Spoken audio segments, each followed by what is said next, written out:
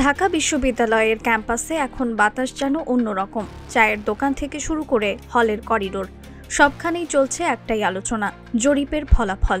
আর সেই ফলাফল যেন কারো কাছে আশার আলো, আবার কারো কাছে একদম বন্ধ করা গলার কাঁটা।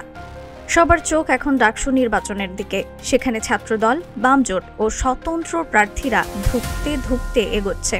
কিন্তু জরিপগুলো বারবার বলছে শিবিরের সমর্থিত ঐক্যবদ্ধ জোটই এগিয়ে। তাহলে কি সত্যিই ইতিহাস বদলাতে যাচ্ছে?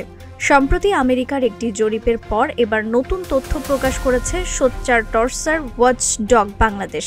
তাদের প্রতিবেদনে দেখা গেছে ভিপি পদে সবার চেয়ে এগিয়ে আছেন সাদিক কায়েম। ক্যাম্পাসের চারপাশে ফিসফিস করে অনেকেই বলছেন এবার হয়তো ডাকসুর ইতিহাসই ঘুরে যাবে। সংখ্যাটা একবার ভাবুন, 42% শিক্ষার্থী মনে করছেন সাদিক হবেন পরবর্তী ভিপি। অন্যদিকে ছাত্রদলের আবেদুল ইসলাম মাত্র 14% সমর্থন পেয়েছেন।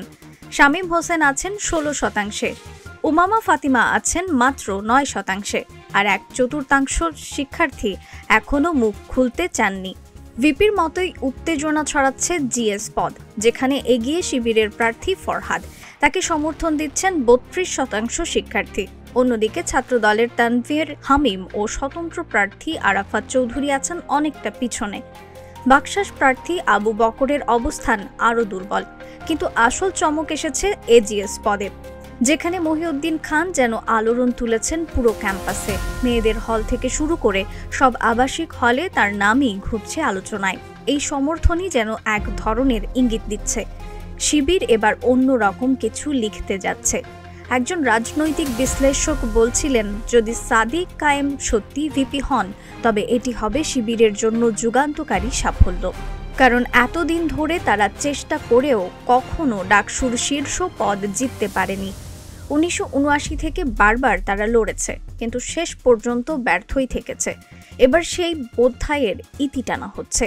গত 15 বছর ধরে আওয়ামী লীগের শাসনামলে মাঠ পর্যায়ে নিরবিচ্ছিন্নভাবে কাজ করেছে জামায়াত শিবির। তাদের ধৈর্য, সংগঠনের শেকড় আর ক্যাম্পাসের অবিরাম উপস্থিতি সবকিছু মিলিয়ে হয়তো এখন ফল দেখাচ্ছে। ঢাকা বিশ্ববিদ্যালয় কি 9 সেপ্টেম্বর সেই একই ধরনের পরিবর্তনের সাক্ষী হবে? ক্যাম্পাসে পোস্টার, মাইকিং আর রাতের নীরবতা ভেদ করা স্লোগানগুলোতে এখন শোনা যায় ভিন্ন সুর, যেন কেউ অদৃশ্যভাবে ফিসফিস করে বলছে পরিবর্তনের সময় এসেছে। তাহলে কি সত্যি সাদিক, ফরহাদ আর মহিউদ্দিন হয়ে উঠবেন ঘুরে দাঁড়ানো বাংলাদেশের প্রতীক? এই প্রশ্ন এখন ভাসছে টিএসসি থেকে মধুর ক্যান্টিন পর্যন্ত। রিফাত আর ইসলাম, ভোরের আকাশ।